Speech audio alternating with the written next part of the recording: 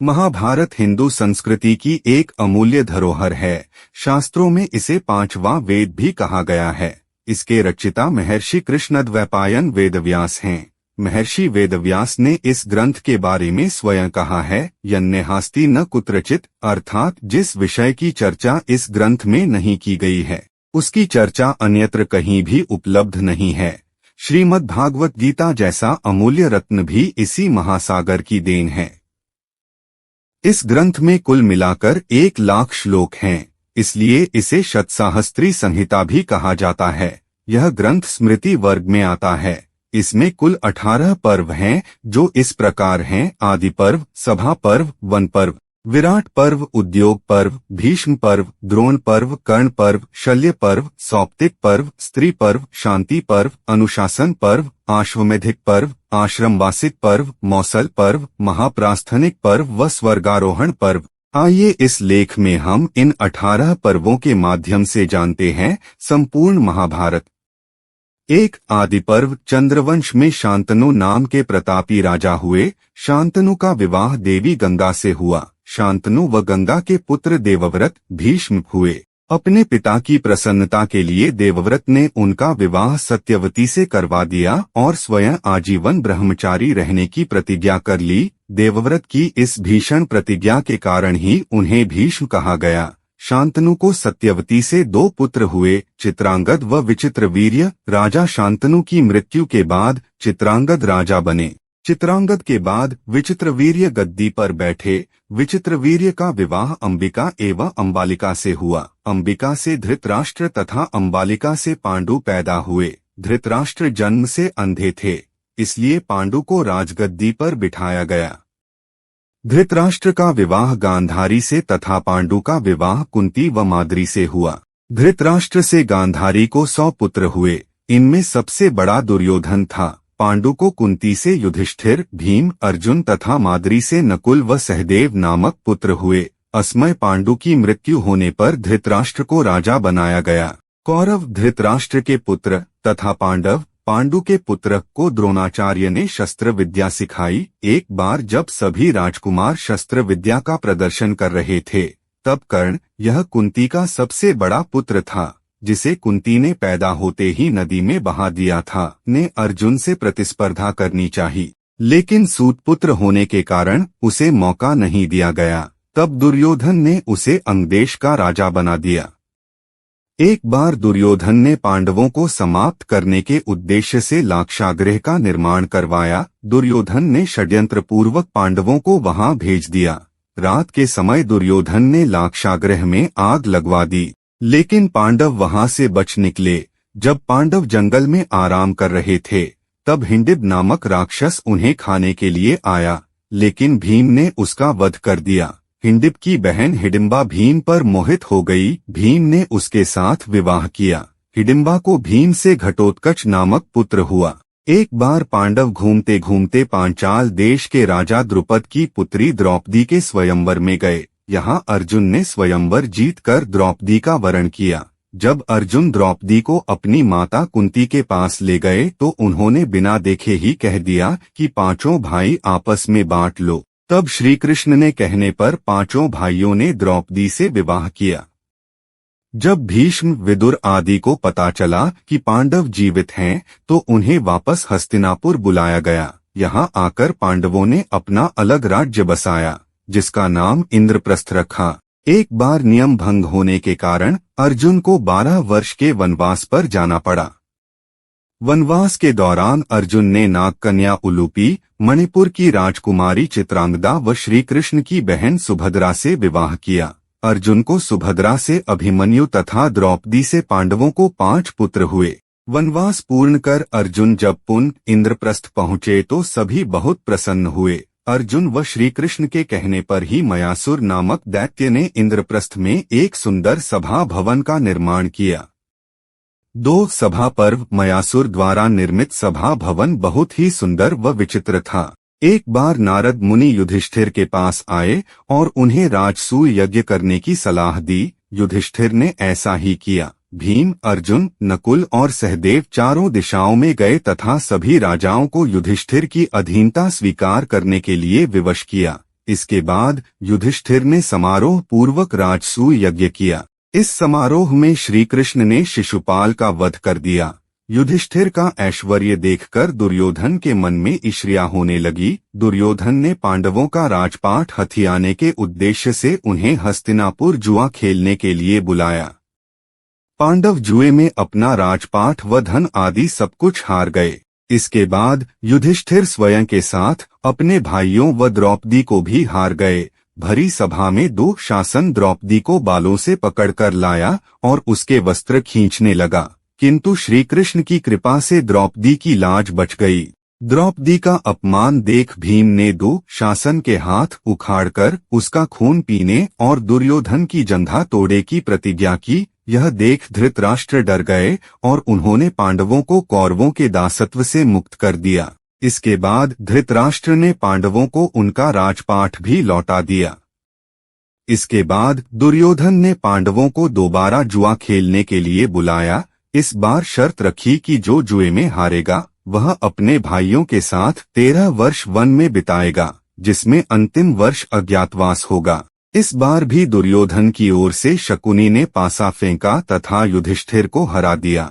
शर्त के अनुसार पांडव 13 वर्ष वनवास जाने के लिए विवश हुए और राज्य भी उनके हाथ से चला गया। 3 वन पर्व जुए की शर्त के अनुसार युधिष्ठिर को अपने भाइयों के साथ 12 वर्ष का वनवास तथा 1 वर्ष के अज्ञातवास पर जाना पड़ा।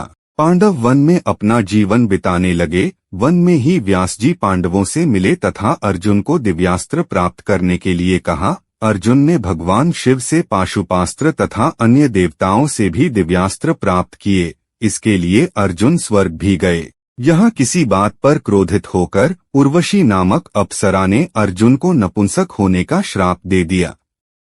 तब इंद्र ने कहा कि अज्ञातवास के समय यह श्राप तुम्हारे लिए वरदान साबित होगा। इधर युधिष्ठिर आदि पांडव तीर्थयात्रा करते हुए बद्रिका आश्रम आकर रहने लगे। यहीं गंधमादन पर्वत पर भीम की भेंट हनुमान जी से हुई।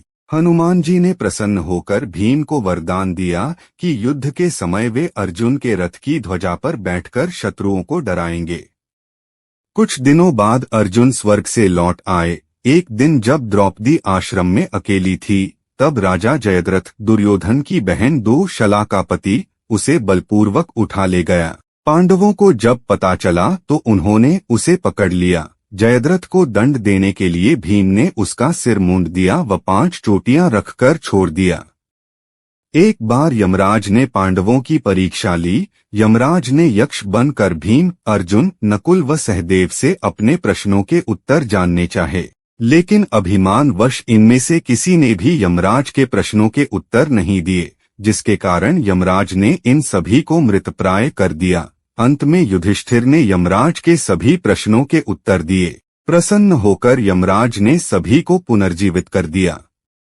4 विराट पर्व 12 वर्ष के वनवास के बाद पांडवों ने अज्ञातवास बिताने के लिए विराट नगर में रहने की योजना बनाई। सबसे पहले पांडवों ने अपने शस्त्र नगर के बाहर एक विशाल वृक्ष पर छिपा दिए। युधिष्ठिर राजा विराट के सभासद बन गए। भीम रसोइये के रूप में विराट नगर में रहने लगे। नकुल घोड़ों को देखरेख करने लगे तथा सहदेव गायों की। अर्जुन बृहन्ला बनकर राजा विराट की पुत्री उत्तरा को नृत्य की शिक्षा देने लगे। द्रौपदी दासी बनकर राजा विराट की पत्नी की सेवा करने लगी। राजा विराट का साला कीचक द्रौपदी का रूप देखकर उस पर मोहित हो गया और उसके साथ दुराचार करना चाहा। प्रतिशोध स्वरूप भीम ने षड्यंत्र पूर्वक उसका वध कर दिया। एक बार कौरवों ने विराट नगर पर हमले की योजना बनाई। पहले त्रिगर्त देश के राजा सुशर्मा ने विराट नगर पर हमला किया। राजा विराट जब उससे युद्ध करने चला गया, उसी समय कौरवों ने भी विराट नगर पर हमला कर दिया। तब राजा विराट का पुत्र उत्तर बृहन्नला अर्जुन को सारथी बनाकर युद्ध करने आया।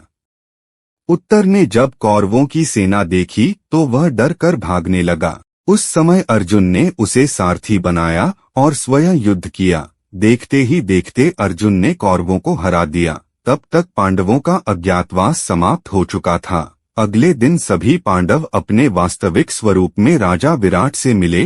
पांडवों से मिलकर राजा विराट बहुत प्रसन्न हुए। राजा विराट ने अपनी पुत्री का विवाह अर्जुन के पुत्र अभिमन्यु से करवा दिया। 5 उद्योग पर्व। अज्ञातवास के बाद जब पांडव अपने वास्तविक स्वरूप में आए तो श्री कृष्ण आदि सभी ने मिलकर ये निर्णय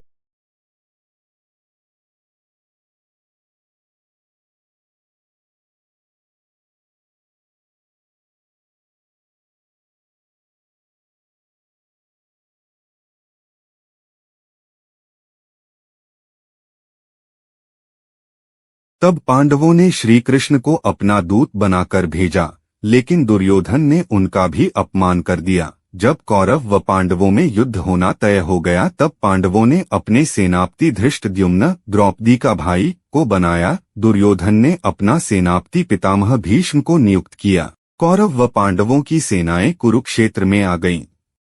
भीष्म पितामह ने दुर्योधन को बताया कि पांडवों की सेना में शिखंडी नाम का जो योद्धा है वह जन्म के समय एक स्त्री था, इसलिए मैं उसके साथ युद्ध नहीं करूंगा। तब भीष्म पितामह ने ये भी बताया कि शिखंडी पूर्व जन्म में अंबा नामक राजकुमारी थी, जिसे मैं बलपूर्वक हर लाया था। उसी ने बदला लेने के उद्देश्य से पुनः जन्म लिया है। 6 भीष्म पर्व। जब युद्ध प्रारंभ होने वाला था उस समय शत्रुओं के दल में अपने परिजनों को देखकर अर्जुन हताश हो गए। तब श्री कृष्ण ने उसे गीता का उपदेश दिया और अपना धर्म की रक्षा के लिए युद्ध करने के लिए प्रेरित किया। देखते ही देखते कौरव व पांडवों में घमासान युद्ध छिड़ गया। भीष्म लगातार 9 दिनों तक पांडव सेना का संहार करते रहे। तब श्री कृष्ण ने पांडवों से कहा कि भीष्म की मृत्यु असंभव है, इसलिए उन्हें युद्ध से हटाने का उपाय वे स्वयं ही बता सकते हैं। पांडवों के पूछने पर भीष्म ने बताया कि शिखंडी अगर मुझसे युद्ध करने आया तो मैं उस पर शस्त्र नहीं चलाऊंगा। 10वें दिन के युद्ध में शिखंडी पांडवों की ओर से भीष्म पितामह के सामने आकर डट गया, जिसे देखते ही भीष्म ने अपने अस्त्रों का त्याग कर दिया। श्री कृष्ण के कहने पर शिखंडी की आड़ लेकर अर्जुन ने अपने बाणों से भीष्म को घायल कर दिया। अत्यधिक घायल होने के कारण भीष्म अपने रथ से नीचे गिर पड़े। शरीर में धंसे तीर ही उनके लिए शैया बन गए। जब भीष्म ने देखा कि इस समय सूर्य दक्षिणायन है तो उन्हें प्राण नहीं त्यागे और तीरों की शैया पर ही सूर्य के उत्तरायण होने की प्रतीक्षा करने लगे। 7 द्रोण पर्व। भीष्म पितामह के बाद दुर्योधन ने द्रोणाचार्य को अपनी सेना का सेनापति नियुक्त किया। द्रोणाचार्य ने युधिष्ठिर को जीवित पकड़े के योजना बनाई। इसके लिए द्रोणाचार्य ने चक्रव्यूह की रचना की और अर्जुन को युद्धभूमि से दूर ले गए। अर्जुन का पुत्र अभिमन्यु चक्रव्यूह में घुस गया और वीरतापूर्वक लड़ते लड़ते मृत्यु को प्राप्त हुआ। तब यह बात अर्जुन को पता चली तो वह बहुत क्रोधित हुआ और उसने जयद्रथ को मारने की प्रतिज्ञा की, क्योंकि जयद्रथ ने अभिमन्यु के चक्रव्यूह में प्रवेश करने के बाद उसका मार्ग बंद कर दिया था।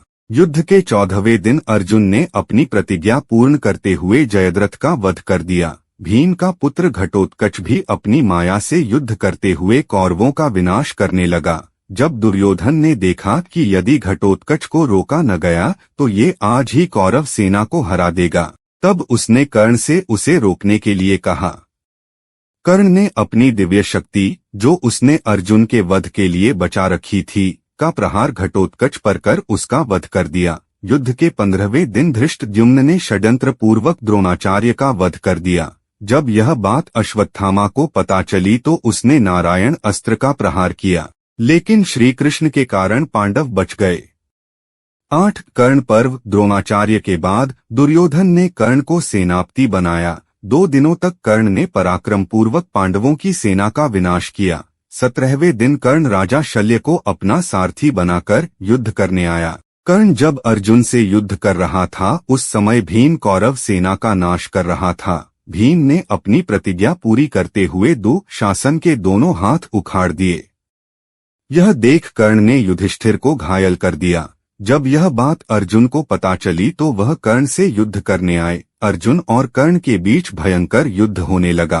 तभी अचानक कर्ण के रथ का पहिया जमीन में धंस गया। जब कर्ण अपने रथ का पहिया जमीन से निकालने के लिए उतरे, उसी समय अर्जुन ने उनका वध कर दिया। 9 शल्य पर्व। कर्ण की मृत्यु के बाद कृपाचार्य ने दुर्योधन को पांडवों से संधि करने के लिए समझाया, लेकिन वह नहीं माना। अगले दिन दुर्योधन ने राजा शल्य को सेनापति बनाया। राजा शल्य सेनापति बनते ही पांडवों की सेना पर टूट पड़े। यह युद्ध का 18वां दिन था। राजा शल्य ने युधिष्ठिर को बीच भयंकर युद्ध हुआ। अंत में युधिष्ठिर ने राजा शल्य का वध कर दिया। यह देख कौरव सेना भागने लगी। उसी समय सहदेव ने शकुनी तथा उसके पुत्र उलूक का वध कर दिया। यह देख दुर्योधन रणभूमि से भागकर दूर एक सरोवर में जाकर छिप गया। पांडवों को जब पता चला कि दुर्योधन सरोवर में छिपा है तो उन्होंने जाकर उसे युद्ध के लिए ललकारा। दुर्योधन और भीम में भयंकर युद्ध हुआ। अंत में भीम ने दुर्योधन को पराजित कर दिया और मरणासन्न अवस्था में छोड़कर वहां से चले गए। उस समय कौरवों के केवल 3 ही महारथी बचे थे, अश्वत्थामा, कृपाचार्य और कृतवर्मा। संध्या के समय जब उन्हें पता चला कि दुर्योधन मरणासन्न अवस्था में सरोवर के किनारे पड़े हैं तो वे तीनों वहां पहुंचे। दुर्योधन उन्हें देखकर अपने अपमान से क्षुब्ध होकर विलाप कर रहा था। अश्वत्थामा ने प्रतिज्ञा की कि मैं चाहे जैसे भी हो पांडवों का वध अवश्य करूंगा। दुर्योधन ने वहीं अश्वत्थामा को सेनापति बना दिया। 10 सौप्तिक पर्व। अश्वत्थामा, कृपाचार्य व कृतवर्मा रात के अंधेरे में पांडवों के शिविर में गए, लेकिन उन्हें ये नहीं पता था कि उस समय पांडव अपने शिविर में नहीं हैं। रात में उचित अवसर देखकर अश्वत्थामा हाथ में तलवार लेकर पांडवों के शिविर में घुस गया। उसने कृतवर्मा और कृपाचार्य से कहा कि यदि कोई शिविर से जीवित निकले तो तुम उसका वध कर देना। अश्वत्थामा ने धृष्टद्युम्न, शिखंडी, उत्तमौजा आदि वीरों के साथ द्रौपदी के 5 पुत्रों का भी वध कर दिया और शिविर में आग लगा दी। जब यह बात अश्वत्थामा ने जाकर दुर्योधन को बताई तो वह उसके मन को शांति मिली और तभी उसके प्राण पखेरु उड़ गए। इस प्रकार दुर्योधन का अंत हो गया। जब पांडवों को पता चला कि अश्वत्थामा ने छल पूर्वक सोते हुए हमारे पुत्रों व परिजनों का वध कर दिया है तो उन्हें बहुत क्रोध आया। पांडव अश्वत्थामा को ढूंढने निकल पड़े। अश्वत्थामा को ढूंढते ढूंढते पांडव महर्षि व्यास के आश्रम तक आ गए। तभी उन्हें यहाँ अश्वत्थामा दिखाई दिया। पांडवों को आता देख अश्वत्थामा ने ब्रह्मास्त्र का प्रयोग किया। उससे बचने के लिए अर्जुन ने भी ब्रह्मास्त्र चलाया। दोनों अस्त्रों को टकराव से सृष्टि का नाश होने लगा। तभी महर्षि वेदव्यास ने अर्जुन और अश्वत्थामा को अपने अपने शस्त्र लौटाने के लिए कहा। अर्जुन ने ऐसा ही किया, किंतु अश्वत्थामा को अस्त्र लौटाने का विद्या नहीं आती थी। तब उसने अपने अस्त्र की दिशा बदलकर अभिमन्यु की पत्नी उत्तरा के गर्भ की ओर कर दी ताकि पांडवों के वंश का नाश हो जाए। तब श्री कृष्ण ने अश्वत्थामा को सदियों तक पृथ्वी पर भटकते रहने का श्राप दिया और उसके मस्तक की मणि निकाल ली। 11 स्त्री पर्व। जब कौरवों की हार और दुर्योधन की मृत्यु के बारे में धृतराष्ट्र, गांधारी आदि को पता चला तो हस्तिनापुर के महल में शोक छा गया। युद्ध में मृत्यु को प्राप्त वीरों की पत्नियां बिलख बिलख कर रोने लगी। विदुर तथा संजय ने राजा धृतराष्ट्र को सांत्वना दी। अपने पुत्रों का सहार देखकर धृतराष्ट्र बेहोश हो गए। तब महर्षि वेदव्यास ने आकर उन्हें समझाया और सांत्वना प्रदान की। विदुर जी के कहने पर धृतराष्ट्र, गांधारी आदि कुरुकुल की स्त्रियां कुरुक्षेत्र चली गईं। कुरुक्षेत्र में आकर श्री कृष्ण ने धृतराष्ट्र को समझाया तथा पांडव भी उनसे मिलने आए। धृतराष्ट्र ने कहा कि वह भीम को गले लगाना चाहते हैं, जिसने अकेले ही मेरे पुत्रों को मार दिया। श्री कृष्ण ने समझ लिया कि धृतराष्ट्र के मन में भीम के प्रति द्वेष है, इसलिए उन्होंने पहले ही भीम की लोहे की मूर्ति सामने खड़ी कर दी। धृतराष्ट्र ने उस मूर्ति को हृदय से लगाया तथा इतनी जोर से दबाया कि वह चूर्ण हो गई। धृतराष्ट्र भीम को मरा समझकर रोने लगे। तब श्री कृष्ण ने कहा कि वह भीम नहीं था, भीम की मूर्ति थी। यह जानकर धृतराष्ट्र बड़े लज्जित हुए। श्री कृष्ण पांडवों के साथ गांधारी के पास पहुंचे। वह दुर्योधन के शव से लिपट लिपट कर रो रही थी। गांधारी ने श्री कृष्ण को शाप दिया कि जिस तरह तुमने हमारे वंश का नाश कराया है, उसी तरह तुम्हारा भी परिवार नष्ट हो जाएगा। धृतराष्ट्र की आज्ञा से कौरव तथा पांडव वंश के सभी मृतकों का दाह संस्कार कराया। 12 शांति पर्व। मृतकों का अंतिम संस्कार करने के बाद युधिष्ठिर आदि सभी 1 महीने तक गंगा तट पर ही रुके। इसके बाद सर्वसम्मति से युधिष्ठिर का राज्याभिषेक किया गया। राज्याभिषेक होने के बाद युधिष्ठिर ने अपने भाइयों को अलग अलग दायित्व दिए तथा विदुर, संजय और युयुत्सु को धृतराष्ट्र की सेवा में रहने के लिए कहा। इसके बाद श्री कृष्ण युधिष्ठिर को बाणों की शया पर लेटे भीष्म पितामह के पास ले गए। यहाँ भीष्म पितामह ने युधिष्ठिर के धर्म, राजनीति, राजकार्य व धर्म, अर्थ, काम, मोक्ष आदि जुड़े अनेक प्रश्नों के उत्तर दिए। 13 अनुशासन पर्व। इस पर्व में भी भीष्म पितामह ने युधिष्ठिर को न्यायपूर्वक शासन करने का उपदेश दिया। सूर्य के उत्तरायण होने के बाद भीष्म अपनी इच्छा से मृत्यु का वरण करते हैं। पांडव पूरे विधि विधान से भीष्म पितामह का अंतिम संस्कार करते हैं, पुनः हस्तिनापुर लौट आते हैं। 14 आश्वमेधिक पर्व। पितामह भीष्म की मृत्यु से युधिष्ठिर जब बहुत व्याकुल हो गए, तब महर्षि वेदव्यास युधिष्ठिर को अश्वमेध यज्ञ करने की सलाह देते हैं। तब युधिष्ठिर कहते हैं कि इस समय यज्ञ के लिए मेरे पास पर्याप्त धन नहीं है। तब महर्षि वेदव्यास ने बताया कि सत्ययुग में राजा मरुत थे, उनका धन आज भी हिमालय पर रखा है। यदि तुम वह धन ले आओ तो अश्वमेध यज्ञ कर सकते हो। युधिष्ठिर ऐसा ही करने का निर्णय करते हैं। शुभ मुहूर्त देखकर युधिष्ठिर अपने भाइयों व सेना के साथ राजा मरुत का धन लेने हिमालय जाते हैं। जब पांडव धन ला रहे होते हैं, उसी समय अभिमन्यु की पत्नी उत्तरा एक मृत शिशु को जन्म देती है। जब यह बात श्री कृष्ण को पता चलती है तो वह उस मृत शिशु को जीवित कर देते हैं। श्री कृष्ण उस बालक का नाम परीक्षित रखते हैं। जब पांडव धन लेकर लौटते हैं और उन्हें परीक्षित के जन्म का समाचार मिलता है तो वे बहुत प्रसन्न होते हैं। इसके बाद राजा युधिष्ठिर समारोह पूर्वक अश्वमेध यज्ञ प्रारंभ करते हैं। युधिष्ठिर अर्जुन को यज्ञ के घोड़े का रक्षक नियुक्त करते हैं। अंत में बिना किसी रुकावट के राजा युधिष्ठिर का अश्वमेध यज्ञ पूर्ण होता है। 15 आश्रमवासिक पर्व। लगभग 15 वर्षों तक युधिष्ठिर के साथ रहने के बाद धृतराष्ट्र के मन में वैराग्य की उत्पत्ति होती है। तब धृतराष्ट्र के साथ गांधारी, कुंती, विदुर व संजय भी वन में तप करने चले जाते हैं।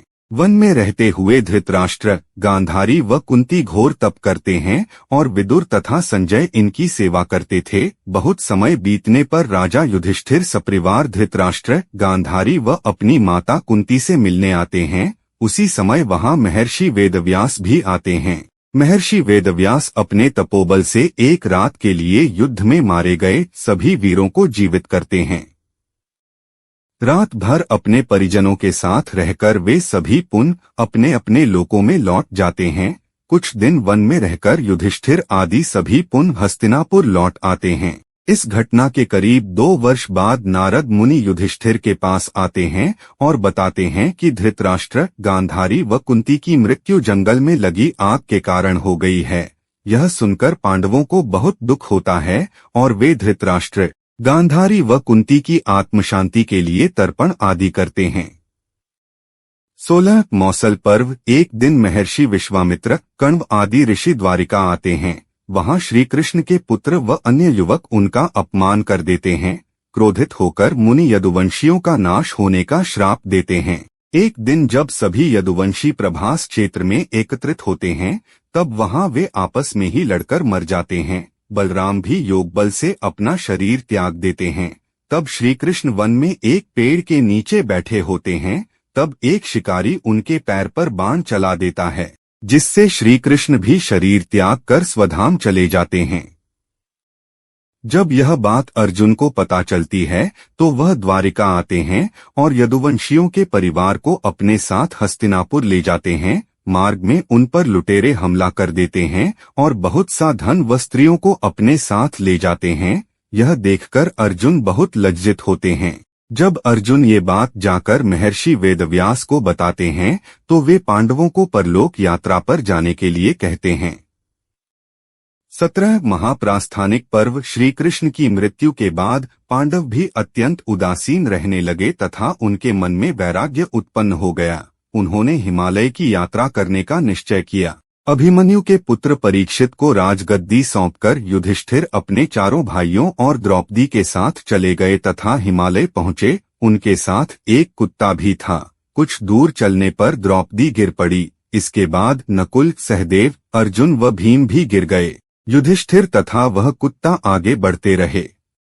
युधिष्ठिर थोड़ा आगे बढ़े ही थे कि स्वयं देवराज इंद्र अपने रथ पर सवार होकर युधिष्ठिर को सशरीर स्वर्ग ले जाने आए। तब युधिष्ठिर ने कहा कि यह कुत्ता भी मेरे साथ यहाँ तक आया है, इसलिए यह भी मेरे साथ स्वर्ग जाएगा। देवराज इंद्र कुत्ते को अपने साथ ले जाने को तैयार नहीं हुए तो युधिष्ठिर ने भी स्वर्ग जाने से इनकार कर दिया। युधिष्ठिर को अपने धर्म में स्थित देख वह यमराज अपने वास्तविक स्वरूप में आ गए। कुत्ते के रूप में यमराज ही युधिष्ठिर के साथ थे। इस प्रकार देवराज इंद्र युधिष्ठिर को सशरीर स्वर्ग ले गए। 18 स्वर्गारोहण पर्व। देवराज इंद्र युधिष्ठिर को स्वर्ग ले गए। तब वहां उन्हें दुर्योधन तो दिखाई दिया, लेकिन अपने भाई नजर नहीं आए। तब युधिष्ठिर ने इंद्र से कहा कि मैं वहीं जाना चाहता हूँ जहाँ मेरे भाई हैं। तब इंद्र ने उन्हें एक बहुत ही दुर्गम स्थान पर भेज दिया। वहां जाकर युधिष्ठिर ने देखा कि भीम, अर्जुन, नकुल, सहदेव व द्रौपदी वहां नरक में हैं, तो उन्होंने भी उसी स्थान पर रहने का निश्चय किया। तभी वहां देवराज इंद्र आते हैं और बताते हैं कि तुमने अश्वत्थामा के मरने की बात कहकर छल से द्रोणाचार्य को उनके पुत्र की मृत्यु का विश्वास दिलाया था। इसी के परिणाम स्वरूप तुम्हें भी छल से ही कुछ देर नरक देखना पड़ा। इसके बाद युधिष्ठिर देवराज इंद्र के कहने पर गंगा नदी में स्नान कर अपना शरीर त्यागते हैं और इसके बाद उस स्थान पर जाते हैं जहां उनके चारों भाई कर्ण, भीष्म, धृतराष्ट्र, द्रौपदी आदि आनंदपूर्वक विराजमान थे। वह भगवान का परम धाम था। युधिष्ठिर को वहां भगवान श्री कृष्ण के दर्शन होते हैं। इस प्रकार महाभारत कथा का अंत होता है।